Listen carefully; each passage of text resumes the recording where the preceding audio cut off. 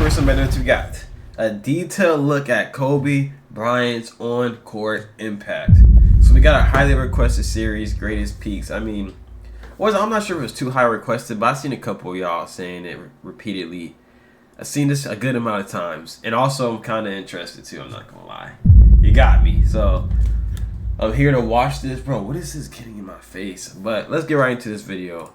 After Michael Jordan retired, there was a race to crown the heir apparent, the next dominant shooting guard who could score, pass, and defend.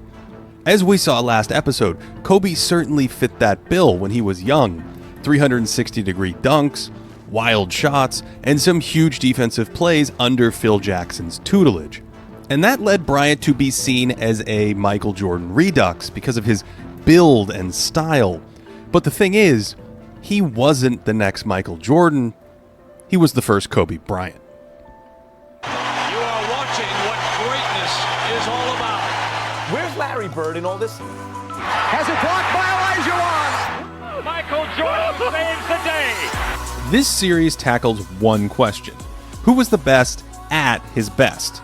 We started the most. Know him as Kobe Bryant. What's up, my man? This is my man. This is my man. This is No Showboat. doubt. We call him Showboat, but y'all know him as Kobe Bryant. This is my main man. Mark my words. Now, and I said this earlier in the season. It's gonna be unbelievable. Kobe was one of the most versatile, robust scorers in league history. He was kind of like a scoring artist, painting the court in just about every way possible. There were highlight finishes in the air, crafty, creative hoops. That's a street ball move in a playoff game. What's that? And everything else. Fadeaways with his back to the basket, pull-up jumpers from the mid-range, pull-up jumpers from three, even up fakes that sent opponents straight to the house of highlights. To illustrate this scoring diversity, take a look at the shot charts of the leading scorers around this time. Larger hexagons mean more attempts, so you can see LeBron's largely rim dominant, and dark red indicates a higher shooting percentage compared to league averages. Now here's Kobe. For better, and sometimes worse, he scored from anywhere and everywhere.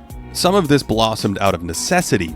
He didn't have MJ's first step or LeBron's bionic size and strength at the hoop. In 2006, a 28-year-old Bryant had a good first step and fluid, high-level athleticism to build off of as a base. He was quick enough to punish slower players or big men out of water. He turned the corner on Tim Duncan like this a few times in the 2008 Western Finals. But he couldn't just blast by players like certain guards who relied on quickness. And it wasn't really acceleration that made Kobe a dangerous penetrator. He used craft, guile, and feel, a little hesitation to start a drive, and he loved this hard spin back at the rim. He heads right here but is cut off, so the spin sheds the defender, and then off the wrong foot adjusts under LeBron to finish. Here it is in transition, the hesitation, and then feeling the defender recover, he spins back hard and leads with his body for free throws. These counters took remarkable balance and body control along with great instinct. Kobe was only around 6'5" barefoot, and he couldn't always elevate over defenders at the hoop. So instead he might absorb contact while contorting to release a shot, although that didn't work every time. Instead, he was snake-like at slithering into different angles to release the ball in traffic. His crossover was sharp enough to shake opponents, and Kobe senses a recovering Duncan and angles it right up on the glass. But this time the finish is different. He's strong enough to stay balanced without losing Bruce Bowen, but because Duncan is stationed under the hoop, Kobe throws his body into him and banks it at his apex. This is subtle, but his intuition helped him audible at the rim. When attacking big men in space, he liked that in and out dribble, and then altered his stride length as needed approaching the goal. Perhaps the ultimate example of his malleable finishing was his instinct for flowing to the other side of the rim, where he'd throw off a potential shot blocker's timing by striding into a reverse layup.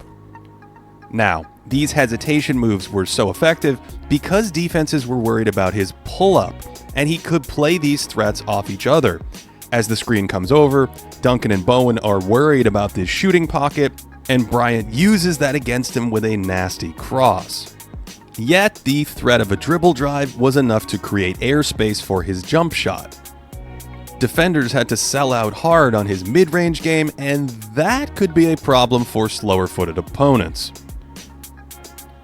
Kobe had these fundamentals down. Note how many of his moves come from a triple threat position and involved up fakes or jab steps, and he was so proficient getting to his spot and then rising up.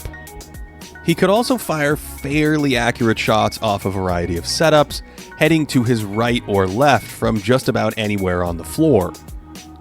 That one was a long two, and Kobe trafficked in these jumpers just inside the arc, which made for impressive shot making, but also suppressed his overall scoring efficiency. From 2006 to 2008, he attempted more two-point shots outside of 15 feet than anyone in the NBA. But he only made 41% of them, which is exactly what the rest of the league made on these shots during that period. Kobe's scoring numbers during those seasons were the best of his career, but his efficiency lagged a touch behind some of the other huge volume scorers in this series, in part because he bled some value by not making those long shots worth 3 points when they went in. He was a bit ahead of the curve with his pull-up three-pointer, able to make a respectable 35% of these at decent volume. Many of his shots were really difficult, often scoring despite a large hand in his face. Videographers have sliced together edits of Jordan and Kobe making similar shots, but on this one, Kobe's is way harder, going off of his wrong foot and double clutching before shooting. Yeah, that's hard. For my money, Bryant is the best tough shot maker in league history, or certainly the most prolific. He'd regularly drill jumpers with a hand in his face and almost no airspace, and sometimes he'd fire. I'll say this. I feel like with Kobe and Jordan, when it comes to the tough shots, I feel like Jordan keeps it more like simple. Kobe, like Jordan can hit the same type of shots, but I don't know. I feel like Kobe might have some tough shots he's taking that Jordan probably wouldn't even take. You know what I mean? Like a type of shot that Jordan wouldn't even want to take. Like he would pass the ball instead. Like I feel like Kobe's like his confidence in any shot is insane. That's really too.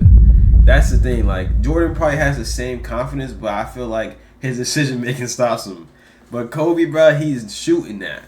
And he gonna make them too. These at all kinds of crazy also angles. miss when that happens. He's lost Everybody all misses. momentum here, and his feet are actually crossed when he jumps, but hey, no biggie. We saw some of this feel with Larry Bird in episode 4. Subtle little adjustments to change the arc of a shot in a tight spot, and this concentration was especially prominent on the...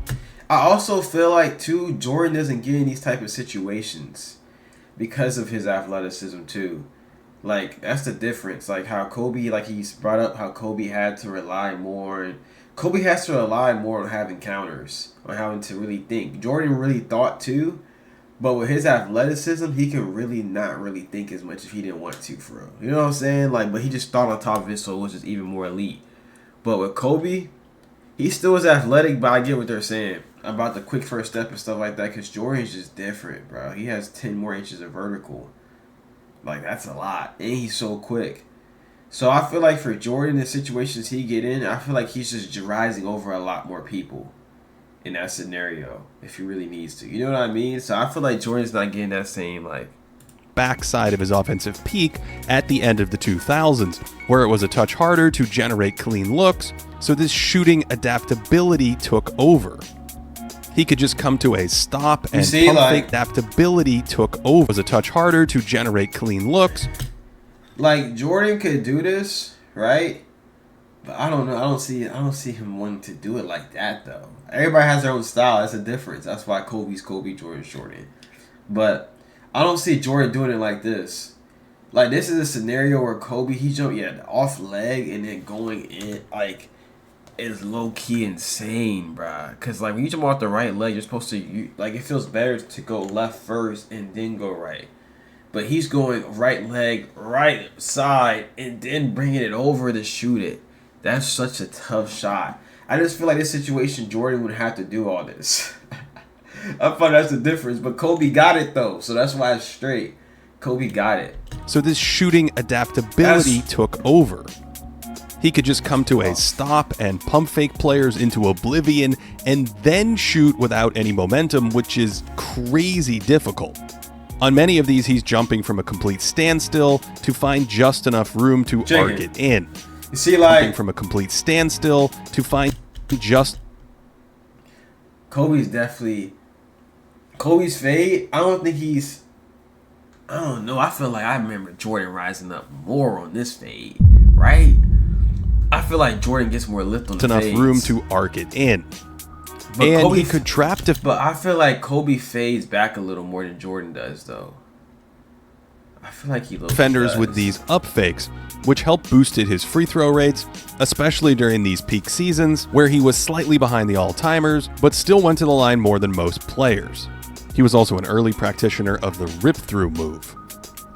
As we discussed in episode 8 with Hakeem Olajuwon, these difficult shot attempts helped Kobe's playoff scoring numbers compared to his regular season ones, because he could still generate moderately efficient shots almost on demand, even against stingier postseason defenses.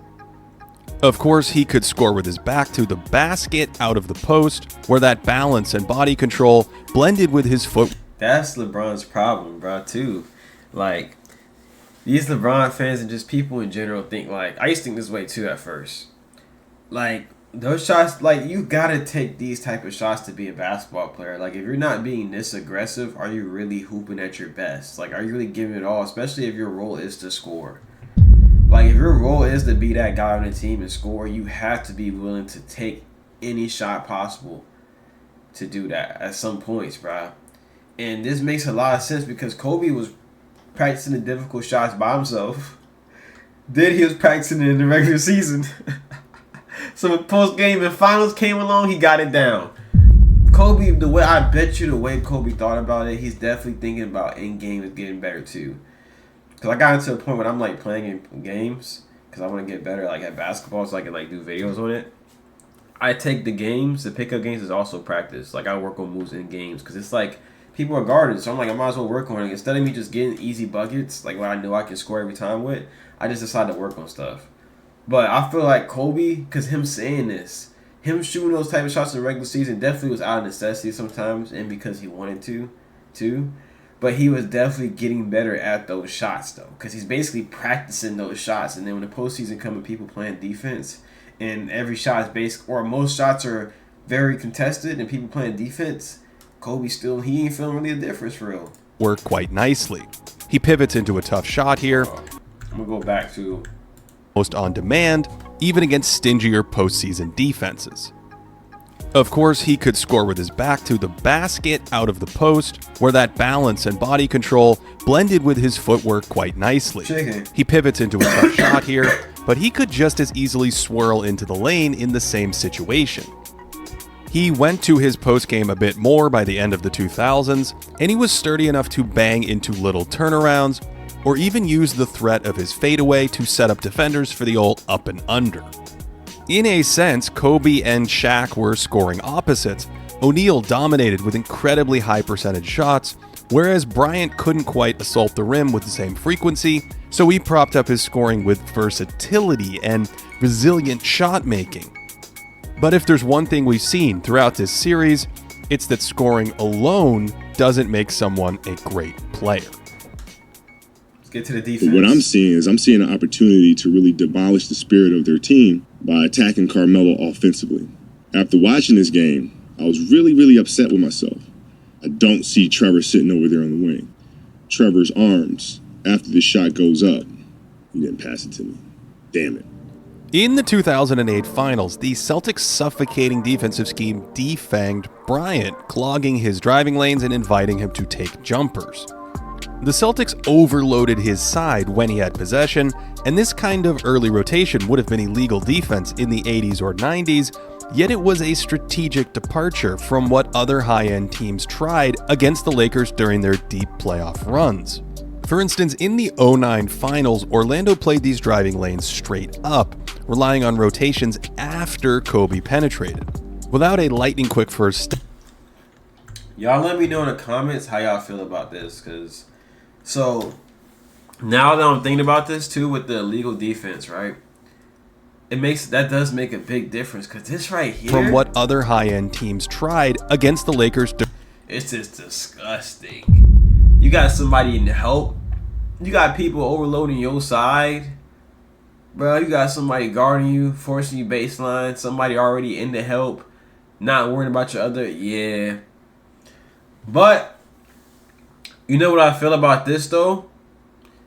This is a situation where I feel like Jordan's playmaking would come out more.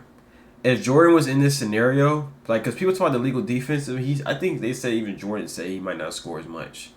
But I'm not sure that's true or not. Y'all definitely probably let me know. But either way, I feel like Jordan's playmaking would come out more because I feel like Jordan's like, his system, bro, Scottie is cutting right here. Let's be real. Number 4, what are you doing? This right here is not Kobe's fault because why are none of his teammates, I mean, unless he cuts. Deep play. All right, he does. Runs. I'm going to say. But look, let me peep this real quick. How this illegal defense in the 80s or 90s, yet it was a strategic departure from what other high-end teams tried. Number 4, this is terrible, bruh. You see your man is coming to Kobe, bruh. His back is turned. You should be, bro. You gotta cut harder, bruh. You see what Kobe's about to do, bruh. You know Kobe gonna hit you, bruh. Cause at least if you cut, he has to worry about he's tripping. See, Scottie, somebody would have cut. Somebody would have been there. Jordan would have hit him, but Kobe probably hit them on the cuts too. But you know what I'm saying. But how y'all feel about illegal defense? What y'all think would have been like a difference for Jordan for real? I think it really would have impacted his game a lot. Against the Lakers during their deep playoff runs. For instance, in the 2009 finals, Orlando played these driving lanes straight up, relying on rotations after Kobe penetrated.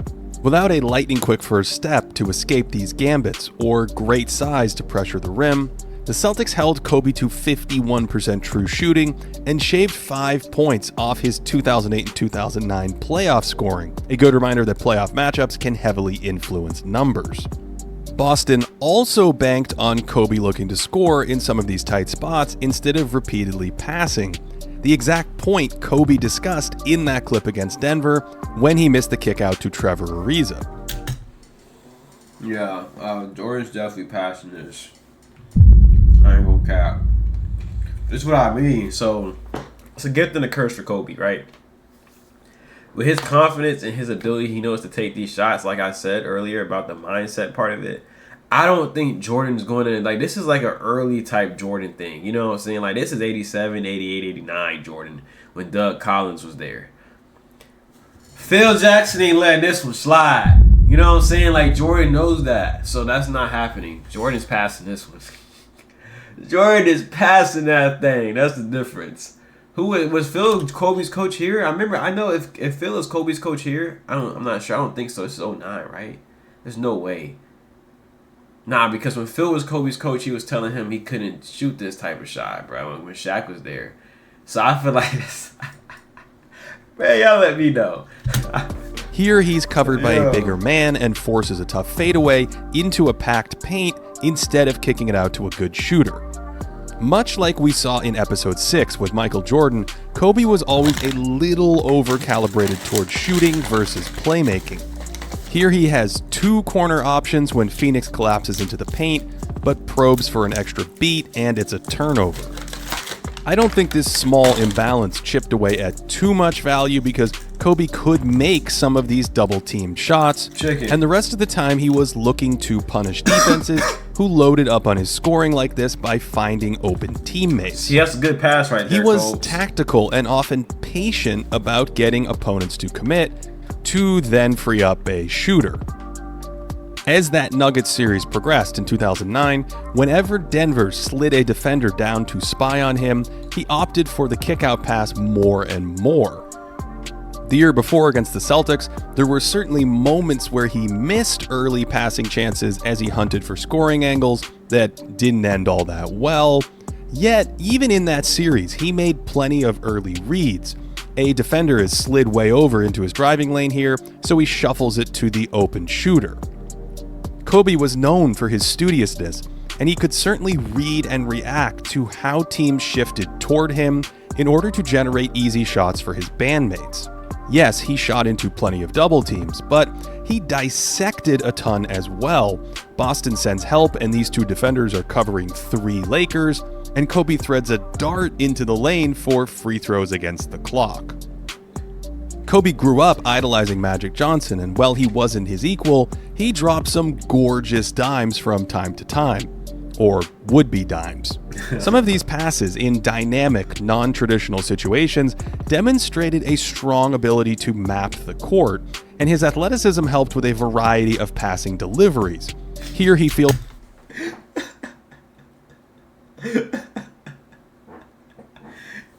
I see why Kobe wasn't passing, bruh. What are y'all doing? This is just, I know these are non-traditional situations, but demonstrated a strong ability to map the court, and his athleticism helped with a variety of passing deliveries. Come on, bruh. Here he feels the help in the air, looks for his big man, and just tries to slap it in his direction. Most of his best passes were to big men like this. There's that patience to wait for help to leave Pau Gasol, and this one takes even sharper vision, finding the rim runner with a jump pass to the front of the cylinder. Over the course of his career, Kobe's best, most consistent pass was probably the laydown, something he always had great feel for. Occasionally he'd shoot in these spots, but if he sensed a defender coming over on a drive, he'd usually hone in on his open big man. Here he spots a teammate on the backside, maybe the perfect pass arrives now, but Kobe knows if he collapses the zone, an easier angle will emerge, so he airdrops it over for the layup. And hey, Walton's back. Sort of. Where were we? Laydowns? Kobe would carve these out and then was able to deliver at a variety of angles depending on the situation, going with a soft lefty lob here after being corralled on his drive. The other option in those spots was the kick out, where if defenders pinched down from the perimeter, he could spray it back out for 3-point practice. Bro, that laydown right there, when you learn basketball, it becomes way easier. But if I would have learned, like, and realized that earlier, bro, yo, that's such an easy way to get assists, bro. It's just like driving the basket, and as long as somebody's in that dunker spot, just make that pass there, or whatever the big is. That's like, man, that's Hall of Fame.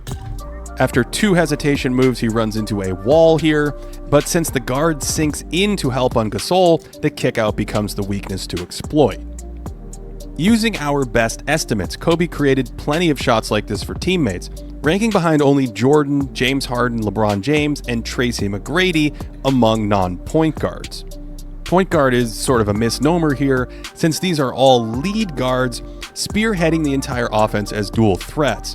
For instance, Kobe ran plenty of spread pick and roll, notice all the extra space compared to prior episodes, and he could score or play make out of this action.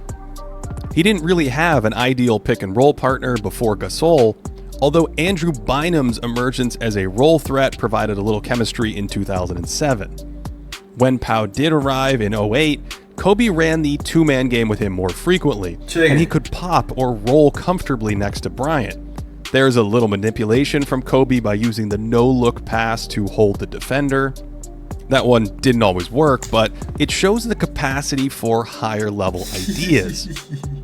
He could also make the little pocket pass for higher-level ideas. He could also make the little pocket pass. This one is delayed until the big commits to Kobe, and then he threads the needle beautifully. And while he didn't anticipate tons of passes, he could drop wonderful dimes after reacting to the defense. The big man contests, so he audibles by bouncing it through a tight window. The Kobe Pau pick and roll was a nasty option to fall back on late in a possession. That look-away technique holds the help defense. This time it's successful, and Pau could pass off the roll too. On this one, the defense sits on Gasol's roll, so Kobe whips it to Lamar Odom, who makes the extra pass, and both Laker big men could pass or finish in these spots. 2008 was a huge upgrade in roster construction from prior seasons, where mediocre shooters and passers flanked Kobe, Lamar, and utility big men. Odom was always able to create some offense and act as a secondary playmaker next to Kobe, but Gasol took the Lakers to another level with his diverse offensive package. His post-game made him an all-NBA level player, stocked with a full pantry of post moves that includes soft touches with his right and left hand around the basket. And after his arrival, the Lakers' offense exploded. From 2008 to 2010, LA's playoff efficiency was about 6.5 points better than what their opponents allowed in the regular season. Since Kobe's offense slowed down a bit, chopping off 2010 might better capture this team at its brief peak, a fantastic stretch that was a rung down from the all-time greats. There were a few holes in Kobe's passing game. He was willing to try tight passes. This one is picked off, but it's also a delivery issue where if he doesn't throw it higher, he needs to throw it earlier or with a different delivery angle altogether. He didn't really whip fastballs off the dribble at different angles like some players, and instead he often tried some of these tight squeezes while in the air in lieu of shooting. These all might be audibles out of shots, but I wonder if he went to the jump pass because he wasn't that big. Size could bother him on traps and lead to some blind spots. We saw the much taller Lamar Odom make this exact pass a second ago, and Kobe was inconsistent about hitting this exact traps and lead to some blind spots. Bro, I would be so annoyed if this is just come on, man. This is the whole game, bro. We saw the much taller Lamar Odom make this exact pass a second ago, and because bro, that's how I be when I be outside sometimes, bro, and I get double teamed, bro. I think to myself, this is insane. This guy, this is so annoying because I didn't know how I felt till later. Because now I'm getting double teamed when I go out. That stuff never happened before. Before when I played high school, nothing like that. So I'm bro, this is what it feels like. It's the most annoying thing ever. Because it makes it so much harder to score, depending on how they're double teaming you too. They're really trying to double team you from as soon as you get by half court. It's so annoying, especially when your teammates are buns. That's when it sucks when your teammates are buns. Kobe was inconsistent about hitting the roll man on this action when the defending big man jumped him hard.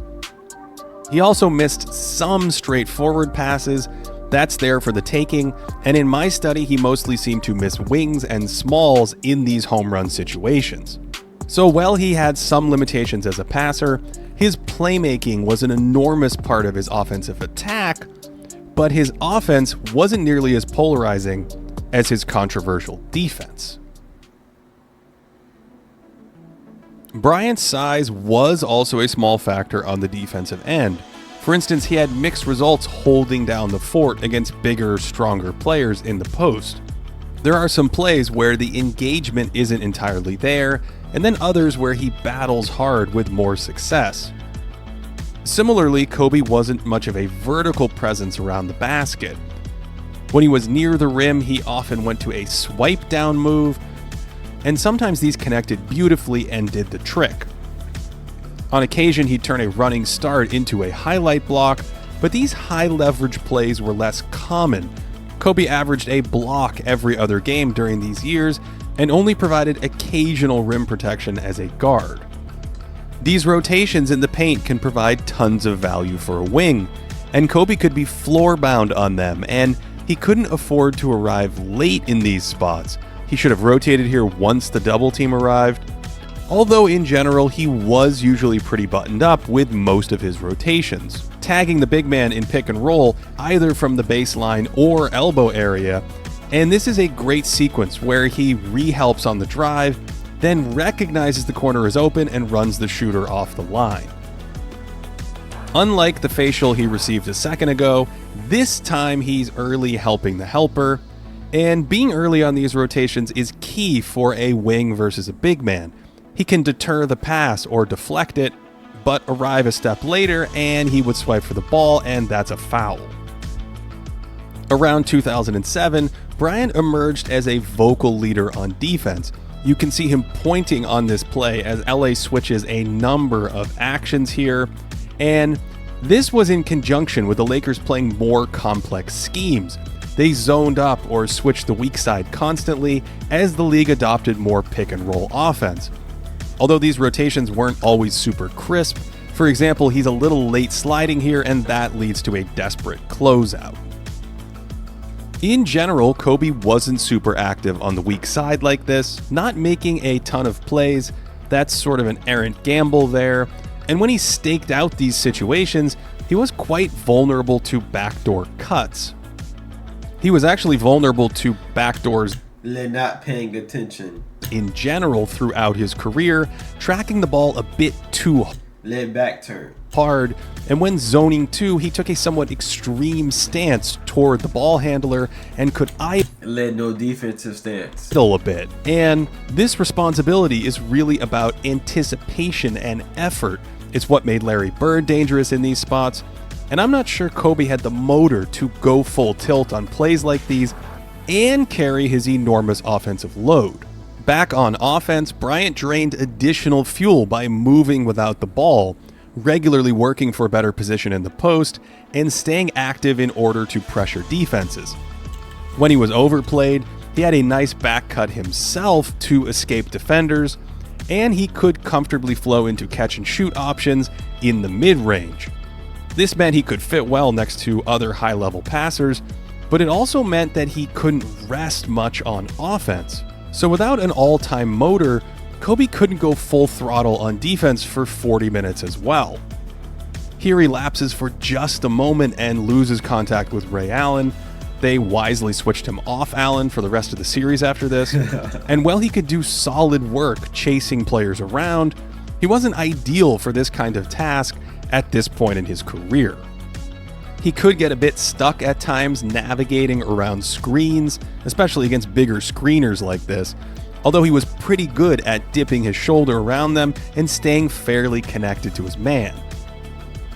His footwork in these spots wasn't always perfect. Big steps can make it tricky to bypass screens, but Kobe works hard to recover and stay in front of the ball here. He couldn't always bring this level of intensity.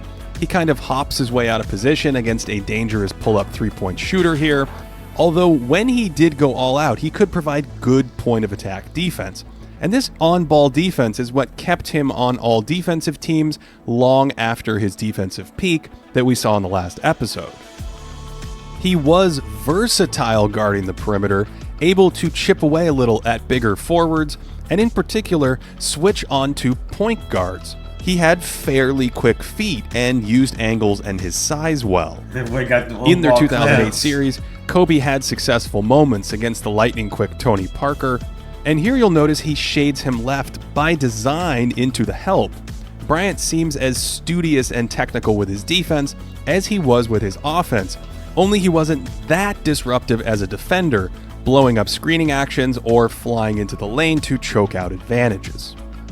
This is a great bit of awareness in transition, sliding over to stop the ball, but plays like that were rare during these years, and Kobe's steal rate was around the 75th percentile historically, which was good but not great for a guard.